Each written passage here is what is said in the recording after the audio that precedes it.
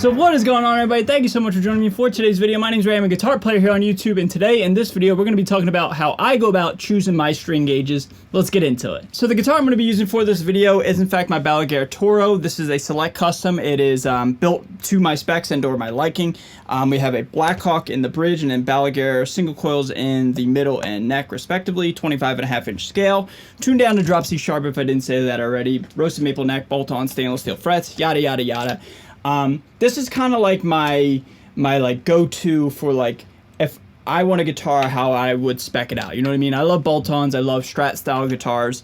So that's really paramount and crucial to deciding on what type of string gauges I want to use. Looking at camera 2, we're using the Stringjoy 10-46 Broadways for today's video. I am a Stringjoy artist, and yeah, dude, that's what I'm going to be using for, talking about string gauges. Last but not least, the tones that I'm using for this video are the Mixwave Jason Richardson. I'm using the lead, chorus, and stereo, so it's pretty rad. It sounds awesome. Yeah, Mixwave's great.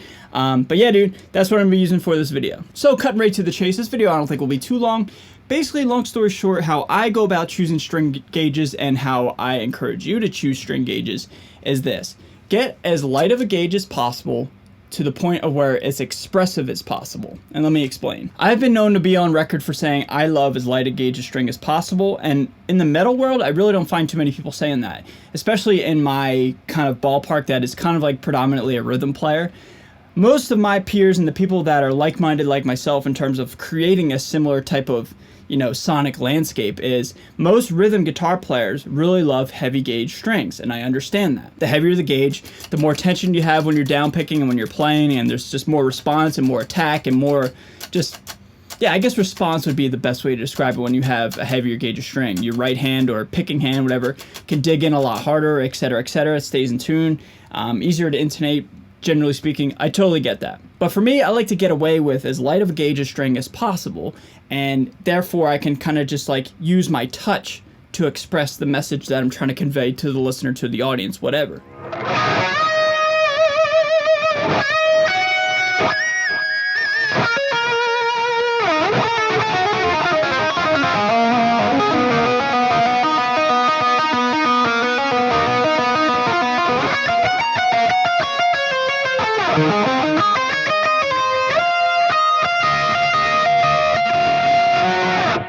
I have two different styles of playing. I have baritone playing and then I have like standard scale playing, right? This is a standard scale guitar, so we're going to be kind of focusing on that philosophy and that mindset for my playing.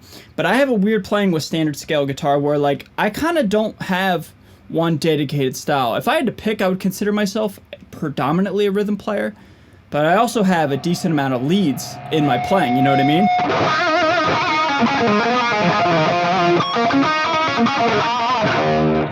I grew up with dad rock and pentatonics, and I try to incorporate that into, a modern day type of flair of like modern metal, mix that with like, some Zeppelin pentatonics or stuff like that. You know what I mean? Like dad rock. Anyway, man, so for me, for my playing and what I'm trying to convey, I really need a lot of expression and a lot of wiggle and a lot of give with my strings, especially with like the G and the D string. Those are like my bread and butter strings because of pinch harmonics. In my opinion, pinch harmonics are the easiest to grab on the G string.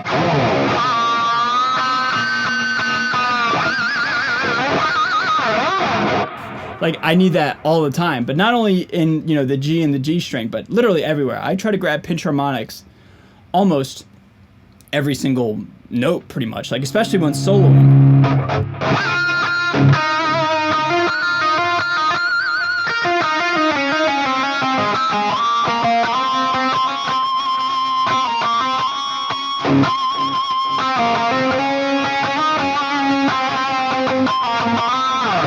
Etc. I mean, you guys have heard my lead playing for quite some time now. I've been on the internet publicly for quite some time.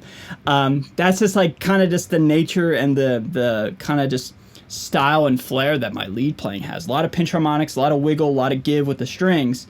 And for me, having a heavier gauge of strings makes it really difficult to do that when playing guitar. Let me tell you a little story about this guitar. When this guitar came, I left it up to Balaguer to give me some string gauges because I'm always down to experiment and just see how other people set up guitars, etc. Long story short, I believe this guitar came with like 12s. It was incredibly you know, difficult to maneuver, especially on the higher register. It was just way too thick a string for me personally. So I really ultimately didn't like this guitar that much, but it had nothing to do with the guitar, and it had nothing to do with Balaguer. It just had a simple fix of changing the string gauge. Then I realized that, you know, I wasn't feeling it, wasn't digging it. Let's try out something else. Go back to the tried and true 10 to 46. That's what I've grown up playing. Yeah, let's just try it out. And as soon as I put on 10 to 46 strings on this guitar, all of a sudden it just had it. It had the feel, it had the give, it had the enough amount of tension on the lower register to where it's, you know, relatively, you know, tight and percussive and great for rhythm and stuff, but it also just had that.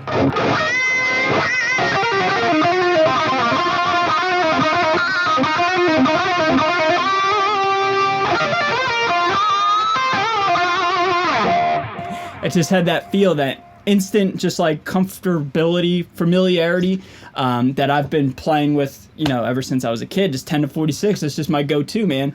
And as soon as I threw on 10 to 46 and dropped C sharp on this guitar came to life and became like arguably my favorite guitar that I own right now. And it's been all over a whole bunch of different recordings, and it made it to the actual video of studio gear I can't live without. Long story short about this guitar, something about as simple as a string gauge change made me fall in love with this guitar that much more.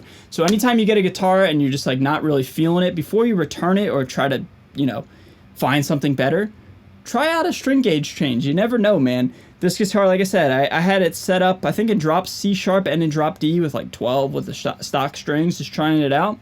Man, was not a huge fan of it. Once I, like, you know, just I guess just re-swapped the strings, just retried it out, this guitar came to life for me, man. So long story short, just to hammer home the motif of this video with string gauges, for me, lighter of a gauge of string is possible, not only for the expressiveness, but also too, I think it records better. Lighter gauge of strings has more note quality, as Jason Richardson once called it.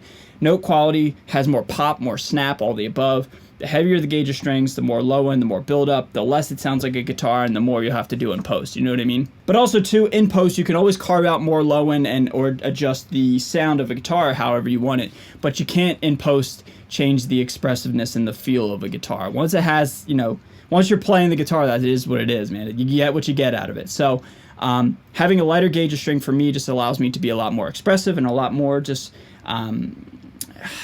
yeah, free-flowing with my playing, we'll say. I'm not as you know, caveman-esque with my down picking. But anyway, man, that's going to do it for this video. I hope you got something out of it. Just try a lighter gauge of string. That's just my recommendation. It's not across the board, not matter of fact, just my own opinion, okay?